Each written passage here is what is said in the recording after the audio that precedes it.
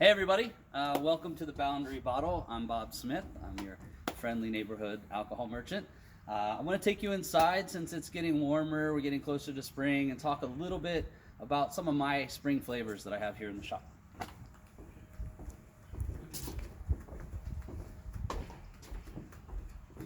So what I want to focus on for today's video is something that people are very familiar with, but also very unfamiliar with at the same time, and that is vermouth.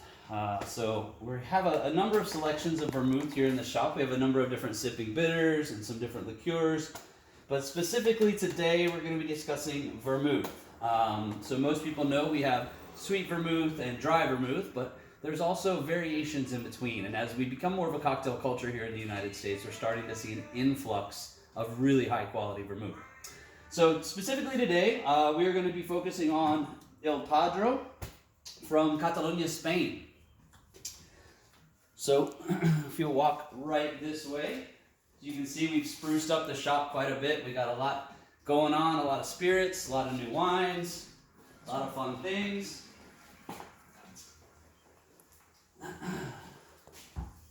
So Il Padro Vermouth, fun stuff that I just found from Catalonia, Spain. This is the Blanca Reserva and the Rojo Clásico. So vermouth, stylistically, it is wine. It is wine based. So if we can get anything across in this video today, it is to please, listen carefully, put your vermouth in the fridge. What happens when you leave a bottle of wine out on the table or in the counter or under the counter for a week, a month, 2 months, 6 months? It turns into vinegar, yes? So most of the vermouth that we've had in our entire lives and we think about as being this horrible, horrible stuff is A, because it was subpar vermouth that was imported to the United States for a long time, but B, because it was oxidized and it sat out for too long. So vermouth has a shelf life once it is open. So please, once again, put your vermouth in the fridge. So we're going to start here with a fun way to enjoy vermouth. It doesn't have to be just a nip in a martini. I typically around springtime like to enjoy a couple ounces of vermouth.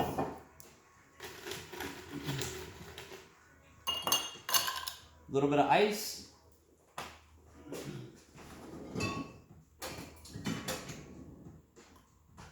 And some delicious Prosecco. Makes a wonderful cocktail, something you can sip on and enjoy when the warmer weather, by the pool, outdoors, after the quarantine, of course, because we're not congregating by the pool right now. This little Prosecco right here, this is indigenous Prosecco Brut from Italy, from the Giorgio Ravetti, also known for his La Spinetta wines. And usually with my white vermouth, I like to do just a little bit of lemon zest on top. Kind of brings out the herbaceousness in the vermouth itself, as well as some of the citrus flavors. A little bit of that, splash more of my Prosecco. Voila, delicious cocktail. And that smells good. All right, and here we have the red wine version. So vermouth is made sweet and dry, yes? Sweet typically means it's made with red wine grapes. Typically the bitters and herbs that are used to make the vermouth are going to be slightly different based on the fruit content of the base wine itself. These two wines tend to be a little bit sweeter, softer style, not as bitter as some of their Italian counterparts. And that's just regionality, being from Catalonia, Spain, which is right outside Barcelona.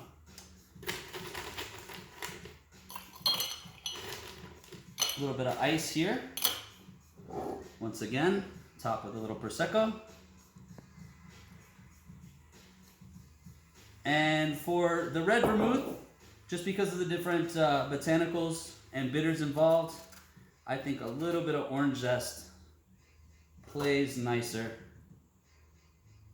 with that guy. Voila. So, stop by Boundary Bottle. Come see me. Let's talk about vermouth and why it should stay in the fridge, and let me show you how to make a little cocktail. Cheers.